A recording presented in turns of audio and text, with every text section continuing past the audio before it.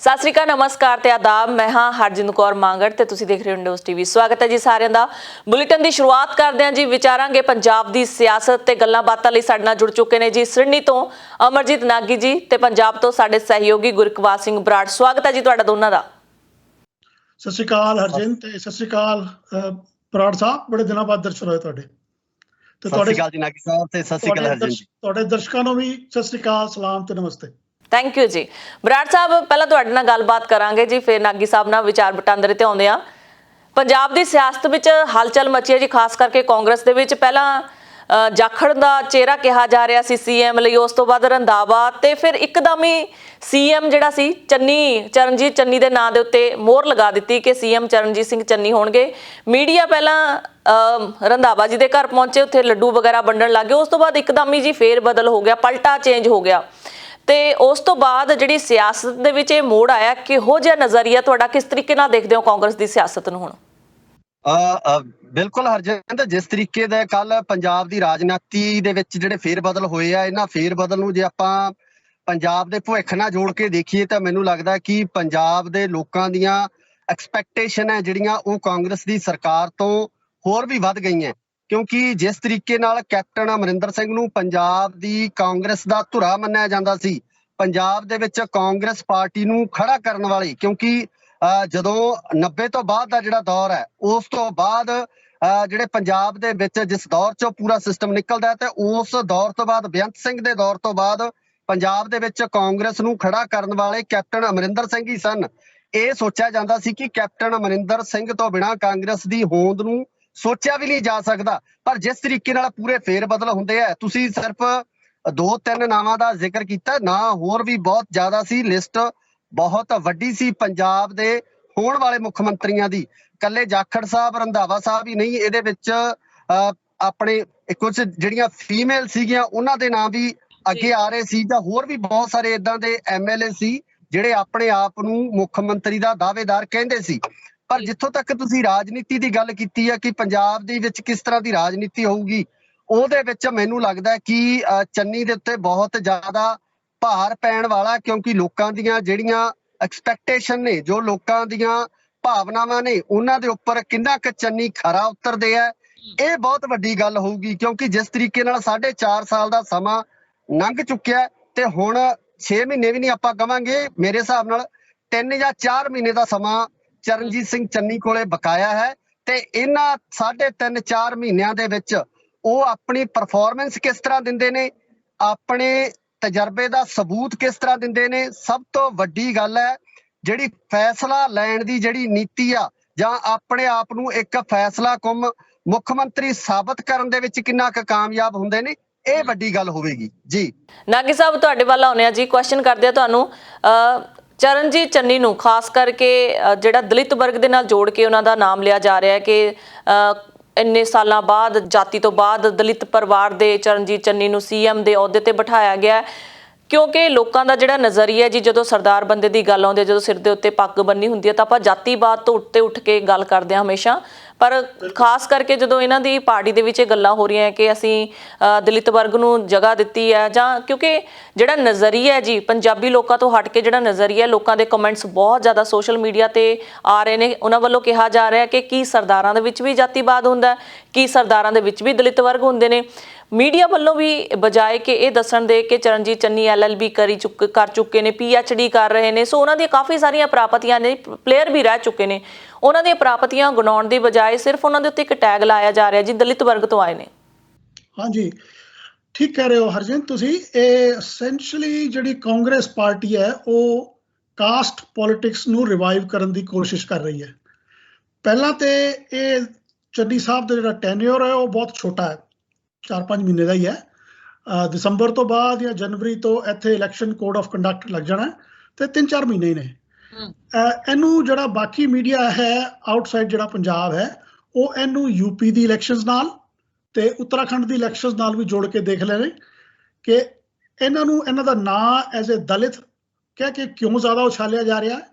ਉਹ ਇਹ ਜਾ ਕੇ UP 'ਚ ਕਹਿਣਾ ਚਾਹੁੰਦੇ ਨੇ ਕਿ ਦੇਖੋ ਜੀ ਅਸੀਂ ਇੱਕ ਦਲਿਤ ਨੂੰ ਇੱਥੇ ਚੀਫ ਮਿਨਿਸਟਰ ਬਣਾਤਾ।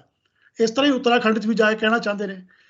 ਇਹ ਵਾਕਈ ਗੱਲ ਸਹੀ ਹੈ ਕਿ ਸਿੱਖਾਂ 'ਚ ਕੋਈ ਕਿਸੇ ਕਿਸਮ ਦੀ ਵਰਗ ਜਾਤ ਪਾਤ ਨਹੀਂ ਹੋਣੀ ਚਾਹੀਦੀ। ਲੇਕਿਨ ਇਹ ਵੀ ਇੱਕ ਸੱਚਾਈ ਹੈ ਜੀ ਸਾਡੇ ਉੱਤੇ ਕਿ ਘਰ ਘਰ 'ਚ ਗੁਰਦੁਆਰੇ ਜਿਹੜੇ ਨੇ ਉਹ ਵੱਖਰੀ ਵੱਖਰੇ ਜਾਤ ਤੇ ਕਾਸਟ ਦੇ ਹਿਸਾਬ ਨਾਲ ਬਣੇ ਨੇ। ਤੇ ਬਿਫੋਰ ਅਸੀਂ ਇਹ ਲੋਕਾਂ ਨੂੰ ਕਹੀਏ ਵੀ ਸਾਡੇ ਉੱਤੇ ਕਿਉਂ ਇਸ ਤਰ੍ਹਾਂ ਦਾ ਐਕਿਊਜ਼ੇਸ਼ਨ ਲਾਉਂਦੇ ਹੋ, ਇਹ ਮੇਰੇ ਖਿਆਲ ਸਾਨੂੰ ਆਪਣੇ ਅੰਦਰ ਵੀ ਝਾਤੀ ਮਾਰ ਕੇ ਦੇਖਣੀ ਚਾਹੀਦੀ ਹੈ ਕਿ ਅਸੀਂ ਜਦੋਂ ਆਪਣੇ ਆਪ ਨੂੰ ਆਪਣੇ ਰਿਲੀਜੀਅਸ ਪਲੇਸ ਤੇ ਐਜ਼ ਏ ਸਿੱਖ ਕਹਿੰਦੇ ਆ ਤੇ ਅਸੀਂ ਆਪਣੇ ਆਪ ਨੂੰ ਜੱਟ, ਰਾਮਗੜੀਆ, ਭਾਪੇ ਇਹ ਸਭ ਉਹ ਕਹਿਣ ਦੇ ਬਜਾਏ ਅਗਰ ਸਿੱਖ ਕਹੀਏ ਤਾਂ ਫਿਰ ਲੋਕੀ ਵੀ ਸਾਨੂੰ ਨਹੀਂ ਕਹਿਣਗੇ। ਲੇਕਿਨ ਕਾਂਗਰਸ ਪੁਆਇੰਟ ਆਫ ਵਿਊ ਦੇ ਹਿਸਾਬ ਨਾਲ ਇਹ ਪੰਜਾਬ ਸੈਂਟਰਿਕ ਨਹੀਂ ਹੈ ਇਹਨਾਂ ਦਾ ਜਿਹੜਾ ਇਹਨਾਂ ਨੂੰ ਜਾਤੀ ਨਾਲ ਉਛਾਲਣਾ ਹੈ।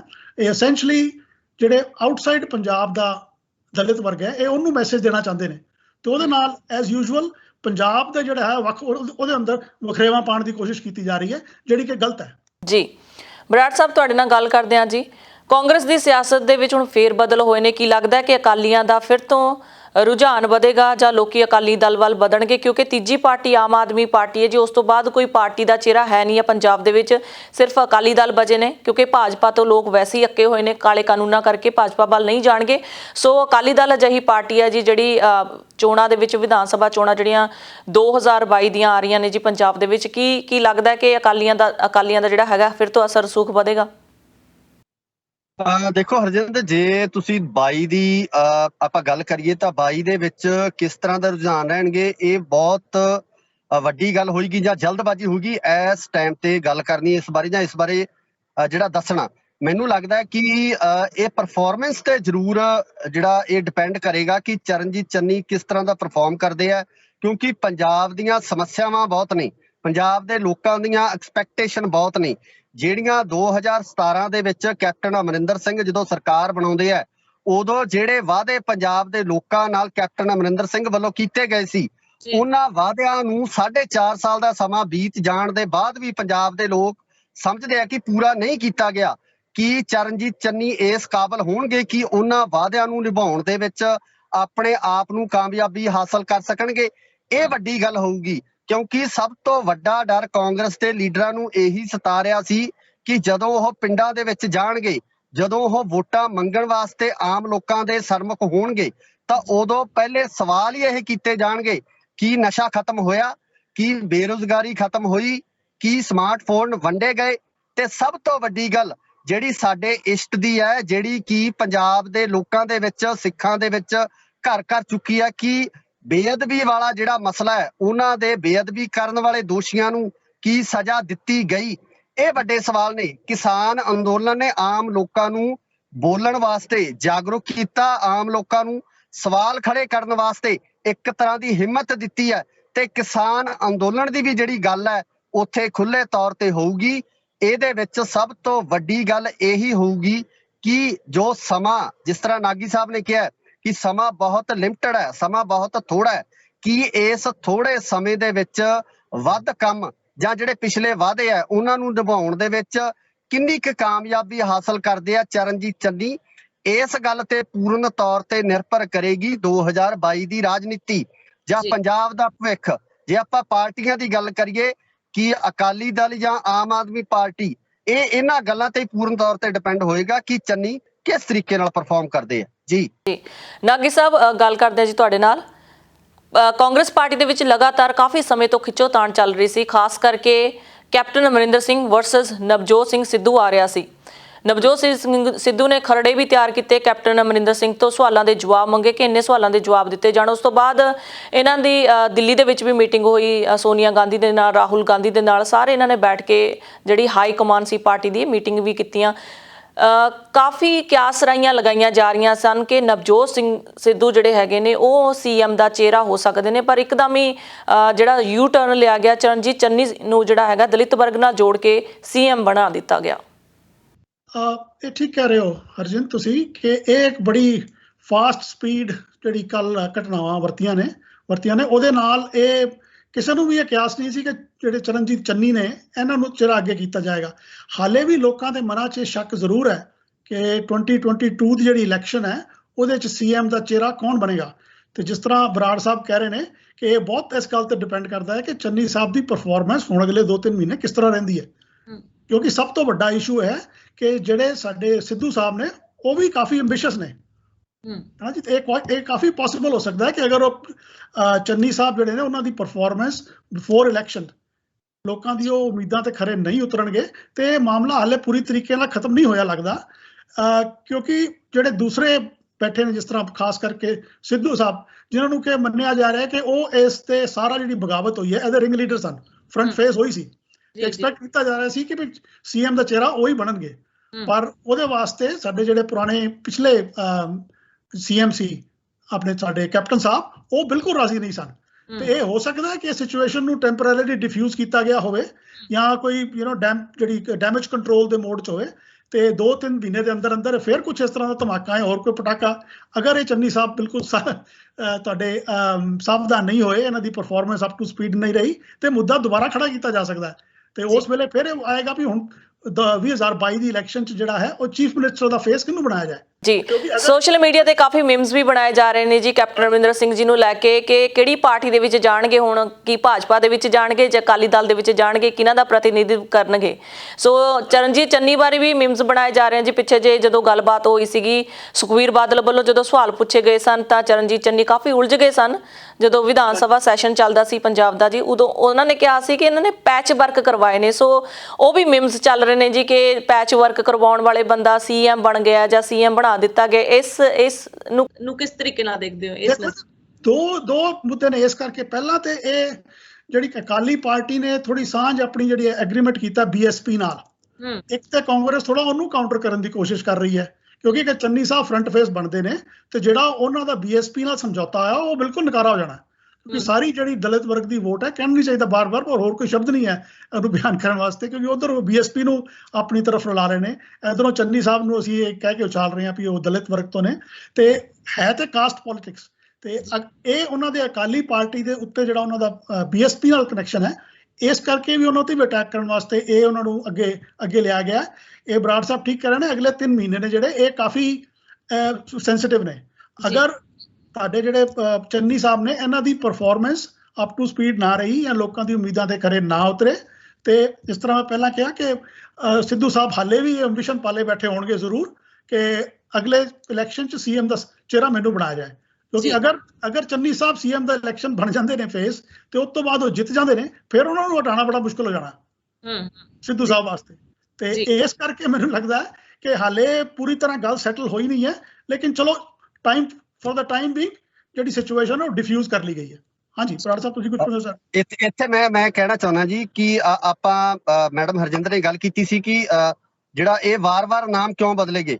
ਇੱਥੇ ਮੈਂ ਥੋੜੀ ਜੀ ਗੱਲ, ਜਿੰਨੀ ਕੁ ਮੇਰੀ ਰਾਜਨੀਤਿਕ ਸਮਝ ਕਹਿੰਦੀ ਹੈ ਕਿ ਕੈਪਟਨ ਅਮਰਿੰਦਰ ਸਿੰਘ ਨੇ ਇਸ ਚੀਜ਼ ਨੂੰ ਪ੍ਰਭਾਵਿਤ ਕਰਨ ਦੀ ਬਹੁਤ ਕੋਸ਼ਿਸ਼ ਕੀਤੀ ਹੈ ਤੇ ਪ੍ਰਭਾਵਿਤ ਕਰਨ ਦੇ ਕਾਮਯਾਬ ਵੀ ਹੋਏ ਆ ਉਹ, ਕਿਉਂਕਿ ਜਦੋਂ ਜਾਖੜ ਸਾਹਿਬ ਦਾ ਨਾਮ ਆਉਂਦਾ ਹੈ, ਇੱਕ ਹਿੰਦੂ ਜੈਂਟਲਮੈਨ ਦੀ ਆਪਾਂ ਗੱਲ ਕਰਦੇ ਹਾਂ ਕਿ ਐਜ਼ ਏ ਹਿੰਦੂ ਚਿਹਰਾ ਉਹਨਾਂ ਨੂੰ ਸਾਹਮਣੇ ਲਿਆਉਣ ਦੀ ਜਿਹੜੀ ਗੱਲ ਕੀਤੀ ਜਾਂਦੀ ਹੈ, ਫਿਰ ਸਿੱਖ ਚਿਹਰੇ ਦੀ ਗੱਲ ਆਉਂਦੀ ਹੈ, ਸਿੱਖ ਚਿਹਰੇ ਦੇ ਨਾਲ ਸੁਖਜਿੰਦਰ ਰੰਧਾਵਾ ਦਾ ਨਾਮ ਆਉਂਦਾ ਹੈ। ਇੱਥੇ ਮੈਂ ਦੱਸਣਾ ਚਾਹੁੰਦਾ ਕਿ ਜੋ ਇਸ ਪੂਰੇ ਘਟਨਾਕ੍ਰਮ ਦੇ ਵਿੱਚ ਕੈਪਟਨ ਅਮਰਿੰਦਰ ਦੇ ਖਿਲਾਫ ਜਿਹੜੇ ਬੋਲਣ ਵਾਲੇ ਸ਼ਖਸ ਸੀ, ਉਹ 2 ਸ਼ਖਸ ਸੀ ਜਿਨ੍ਹਾਂ ਦੇ ਵਿੱਚ ਨਵਜੋਤ ਸਿੰਘ ਸਿੱਧੂ ਤੇ ਸੁਖਜਿੰਦਰ ਰੰਧਾਵਾ ਪ੍ਰਮੁੱਖ ਤੌਰ ਤੇ ਇਹਨਾਂ ਨੇ ਬਗਾਵਤ ਦਾ ਝੰਡਾ ਸਭ ਤੋਂ ਪਹਿਲਾਂ ਇਹਨਾਂ ਨੇ ਚੁੱਕਿਆ ਸੀ। ਤੇ ਦੋਨਾਂ ਵਾਸਤੇ ਮੈਨੂੰ ਲੱਗਦਾ ਕਿ ਕੈਪਟਨ ਅਮਰਿੰਦਰ ਸਿੰਘ ਨਾਖੁਸ਼ ਸੀ, ਕਿਉਂਕਿ ਸਿੱਧੂ ਬਾਰੇ ਤਾਂ ਸਿੱਧਾ ਉਹਨਾਂ ਨੇ ਆਪਣਾ ਟਵੀਟ ਕਰਕੇ ਕਹਿ ਦਿੱਤਾ ਸੀ ਕਿ Navjot Singh Sidhu as a CM ਮਨਜ਼ੂਰ ਨਹੀਂ ਹੈ। ਪਰ ਕਿਤੇ ਨਾ ਕਿਤੇ ਸੁਖਜਿੰਦਰ ਰੰਧਾਵਾ ਦੇ ਨਾਮ ਤੇ ਜਦੋਂ ਆਖਰੀ ਮੋਹਰ ਲੱਗਣ ਵਾਲੀ ਸੀ, ਜਦੋਂ ਸਿਰਫ ਅਨਾਉਂਸਮੈਂਟ ਹੋਣ ਵਾਲੀ ਸੀ, ਉਦੋਂ ਵੀ ਮੈਨੂੰ ਲੱਗਦਾ ਕਿ ਇਸ ਕੜੀ ਦੇ ਵਿੱਚ ਕੈਪਟਨ ਅਮਰਿੰਦਰ ਸਿੰਘ ਹੀ ਉਹ ਸੂਤਰਧਾਰ ਸੀ ਜਿਨ੍ਹਾਂ ਵੱਲੋਂ ਪ੍ਰਭਾਵਿਤ ਕਰਕੇ, ਚਾਹੇ ਉਹ ਸੋਨੀਆ ਗਾਂਧੀ ਨਾਲ ਗੱਲ ਹੋਈ ਹੋਵੇ, ਰਾਹੁਲ ਗਾਂਧੀ ਨਾਲ ਹੋਈ ਹੋਵੇ ਜਾਂ ਪ੍ਰਿੰਕਾ ਗਾਂਧੀ ਨਾਲ ਹੋਈ ਹੋਵੇ, ਆਖਰੀ ਟਾਈਮ ਤੇ ਜੇਕਰ ਸੀਐਮ ਦਾ ਚਿਹਰਾ ਬਦਲਿਆ ਗਿਆ ਤਾਂ ਉਹ ਕੈਪਟਨ ਅਮਰਿੰਦਰ ਸਿੰਘ ਦੇ ਕਹਿਣ ਤੇ ਹੀ ਬਦਲਿਆ ਗਿਆ। ਇਹਦਾ ਸਭ ਤੋਂ ਵੱਡਾ ਸਬੂਤ ਇਹ ਹੈ ਕਿ ਪੂਰੇ ਦਿਨ ਦੇ ਵਿੱਚ ਕੈਪਟਨ ਸਾਹਿਬ ਦਾ ਕੋਈ ਟਵੀਟ ਨਹੀਂ ਆਉਂਦਾ।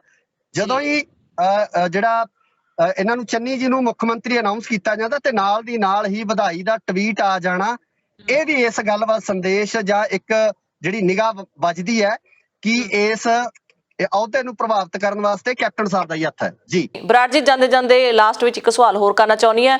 ਆਮ ਆਦਮੀ ਪਾਰਟੀ ਦਾ ਹੁਣ ਕੀ ਸਥਾਨ ਹੈ ਪੰਜਾਬ ਦੇ ਵਿੱਚ? ਕਿਹੋ ਜਿਹੇ ਰੁਝਾਨ ਚੱਲਦੇ ਨੇ ਉਹਨਾਂ ਦੇ ਵੀ ਪਾਰਟੀ ਦੇ ਵਿੱਚ, ਕਿਉਂਕਿ ਬਹੁਤ ਟਾਈਮ ਤੋਂ ਰੇੜਕਾ ਬਣਿਆ ਹੋਇਆ ਕਿ ਕੌਣ ਹੋਵੇਗਾ ਸੀਐਮ ਚਿਹਰਾ, ਪ੍ਰਧਾਨ ਖਾਸ ਕਰਕੇ ਪਾਰਟੀ ਦਾ ਪ੍ਰਧਾਨ ਕੌਣ ਹੋਵੇਗਾ।